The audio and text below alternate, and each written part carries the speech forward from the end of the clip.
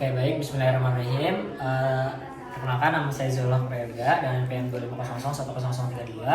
Jadi di sini saya akan melakukan pemeriksaan pembekuan darah ya, yang dimana di sini ada 3 fase pemeriksaan, yang dimana untuk pemeriksaan TKI-nya, dan yang kedua untuk bleeding time-nya, dan yang ketiga adalah untuk coagulation time-nya, atau clotting time-nya atau CT-nya. Nah, pertama-tama di sini kita akan melakukan pemeriksaan untuk memeriksa PTG daripada pasien tersebut. Nah, sebelum itu kita harus melakukan cuci tangan dengan 6 langkah yang terlebih dahulu.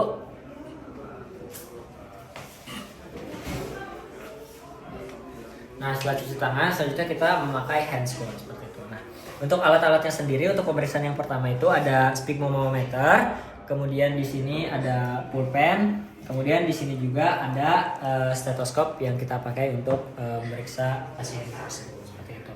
Nah, sebelum itu kita harus melakukan inform consent dan juga menyapa pasien terlebih dahulu. Baik Bapak, selamat siang. Siang dok. Ya, sebelumnya perkenalkan, saya Dr. Zulhah Prayoga. Saya sebagai dokter yang berjaga di klinik Kusuma pada siang hari ini ya. Nah Bapak, sebelumnya di sini dengan Bapak siapa? Bapak Udin. Oke, jadi Bapak Udin, hari ini kita akan melakukan pemeriksaan pembekuan darah ya Pak. Pertama di sini kita akan melakukan untuk memeriksa apakah nanti ada bintik-bintik merah atau tidak di tangan Bapak. Nanti akan kita lakukan prosedurnya seperti tensi biasa seperti itu Pak. Tapi nanti akan ditunggu dulu selama 5 menit gitu Pak. Ya, apakah Bapak bersedia Pak? Sedia dok. Baik, jika Bapak bersedia apakah ada yang ditanyakan terlebih dahulu sebelum ke pemeriksaannya? Ada dok, langsung aja dok. Oke baik. Karena pasien sudah setuju, selanjutnya kita akan melakukan pemeriksaan darahnya. Boleh diangkat dulu Bapak? Saya berotot. Baik, tidak apa-apa. Bapak ini nge-gym ya Pak ya? Wah, rajin nge-gym ya? Begini sih dok. Oh, oke. Bagus Pak, karena nge-gym itu bisa meningkatkan metabolisme kita juga ya Pak ya.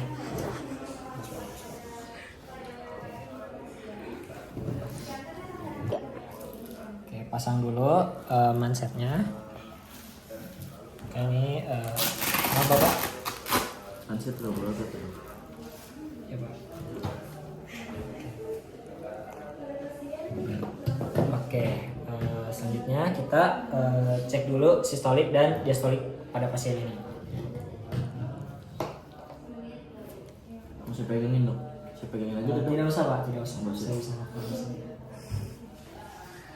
Oke, Bapak relax saja Pak, santai.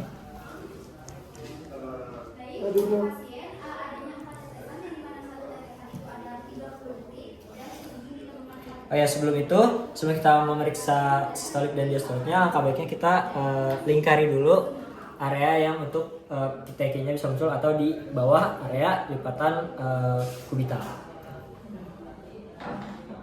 Buat lingkaran. Aduh dok.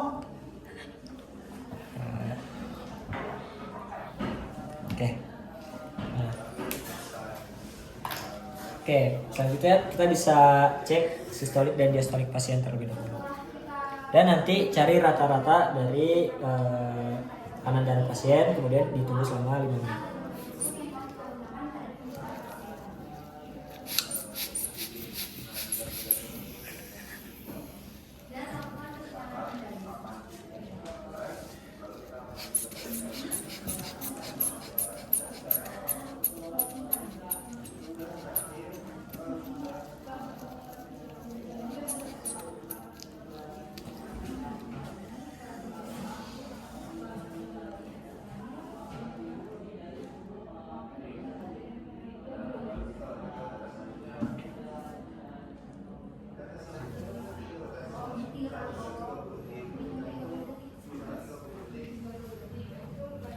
Oke.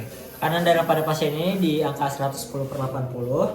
Jadi kita cari rata-ratanya dan kita tunggu selama 5 menit.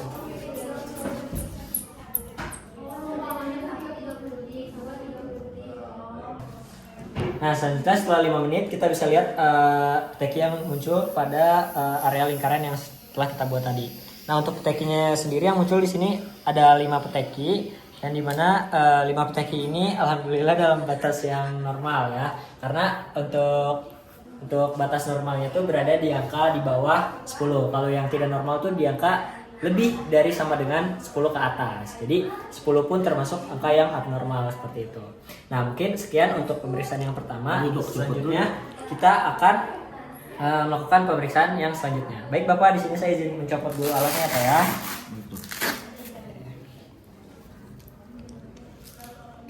Aman Pak? Ya. Baik Bapak, mungkin untuk pemeriksaan pertama sudah selesai saya lakukan. Terima kasih Bapak. Assalamualaikum warahmatullahi wabarakatuh. Waalaikumsalam warahmatullahi wabarakatuh. Oke, selanjutnya kita akan melakukan menyapa pasien dan juga melakukan perkenalan dan juga inform konsul terhadap pasien. Baik Bapak, di sini kita akan melakukan pemeriksaan perdarahan Bapak ya Pak ya. Di situ tujuannya adalah untuk melihat apakah waktu perdarahan Bapak ini lama atau tidak. Gitu. Kita sebut juga bleeding time ya. Nah, untuk prosedurnya sendiri nanti itu akan area telinga Bapak itu akan ditusuk sedikit ya untuk mengeluarkan darahnya. Tenang aja Bapak, ini tidak terlalu sakit ya karena agar kita lakukan dengan sedikit mungkin seperti itu. Nah, sebelumnya apakah Bapak setuju? Setuju dok. Oke. Jika Bapak setuju, apakah ada yang akan terlebih dahulu Pak? Tidak ada dok. Oke, baik. Nah, karena pasien setuju, selanjutnya kita akan melakukan pemeriksaan bleeding time-nya. Buka dulu lensanya. Oke. Nah, setelah itu kita bisa tusuk area kuping pasien. Ini ya Bapak. Dok. Sebentar Bapak. Nah, setelah itu kita teteskan darah pasien atau ambil darah pasien menggunakan filter paper ini dan kita lihat selama per 30 detik. Oke, tunggu 30 detik lagi. Aduh dok, sakit dok. Oke, bentar ya Pak. Kayak ditindik. Kayak ditindik. Bentar ya Pak.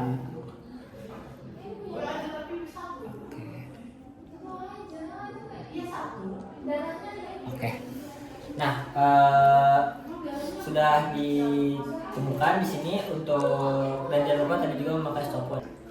Nah, sudah ditemukan di sini sebanyak 4 titik yang dimana sudah ketika 4 titik itu kita kali dengan 30 detik, maka hasilnya jadi 2 menit. Yang dimana 2 menit itu adalah range normal dari pasien ini ya, karena hasilnya sudah jadi 120 detik seperti itu. Nah Bapak, untuk hasilnya sendiri sudah kita periksa ya Pak, dan hasilnya ini normal di angka 2 menit ya Pak, karena normal itu di 1 sampai 3 menit. Oke, sekian Bapak untuk pemeriksaannya. Apakah ada yang ditanyakan Pak? Tidak ada ya Pak. Baik. Oke, sekian saya tutup Bapak. Wassalamualaikum warahmatullahi wabarakatuh. Oke, selanjutnya kita akan melakukan pemeriksaan waktu pembekuan.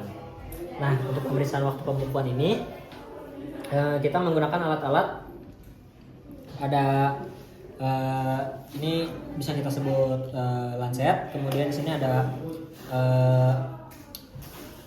jarum ya untuk melihat nanti bentuk figurinnya, atau kemudian kita lihat sini ada kaca objek, dan di sini juga ada alcohol swab, dan juga jangan lupa kita siapkan stopwatch, dan juga di sini juga kita sudah pastikan sudah memakai handscoon seperti itu. Nah, sebelumnya kita mengucapkan salam dulu dan perkenalan dulu terhadap pasien dan melakukan inform consent. Baik Bapak, Assalamualaikum warahmatullahi wabarakatuh. Perkenalkan, nama saya Dr. Zulhah Prerida sebagai dokter yang berjaga di klinik Presiden pada siang hari ini. Nah Bapak, jadi pada kali ini kita akan memeriksa untuk waktu pembekuan di darah Bapak ya Pak ya. Tujuannya adalah untuk memeriksa berapa lama waktu darah Bapak itu menjadi beku seperti itu. Dan Bapak kemudian nanti ini untuk prosedurnya nanti akan dilakukan ditusuk tangannya ya menggunakan pulpen ini atau pen ini, nanti agar kemudian kita ambil darahnya untuk diteteskan di sini sebanyak 3 kali. Apakah Bapak setuju? Tidak sakit Bapak, nanti akan kita lakukan secara senyaman mungkin agar Bapak bisa tidak merasa kesakitan. Jarumnya nggak gede kan dok? Enggak Bapak, kecil, ini hanya untuk membuka darahnya saja. Udah deh. Oke Bapak, sebelumnya saya boleh minta tangan Bapak Pak yang sebelah kiri ini. Nah, pertama-tama kita harus menggunakan alcohol swab untuk membersihkan area kulitnya.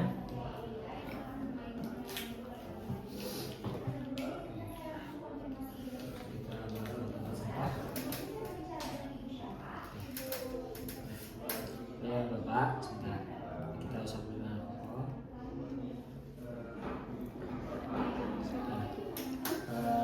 Semua. Nah setelah itu kita bisa melakukan penyusuan pada tangan Bapak.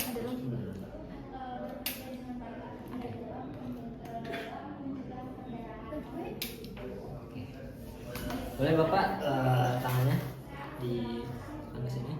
Letakkan darah pasien sebanyak 3 titik. Oke. Kita letakkan sebanyak 3 titik. Kemudian kita tunggu sampai 5 sampai 6 menit seperti itu. Menggunakan stopwatch. Jangan lupa juga kasih nama pada objek gelas pasien. Oke, setelah 5 menit kita bisa lihat darahnya apakah sudah terbentuk jaringan fibrin atau darahnya apakah sudah beku atau belum. Kita bisa lihat dengan cara seperti ini.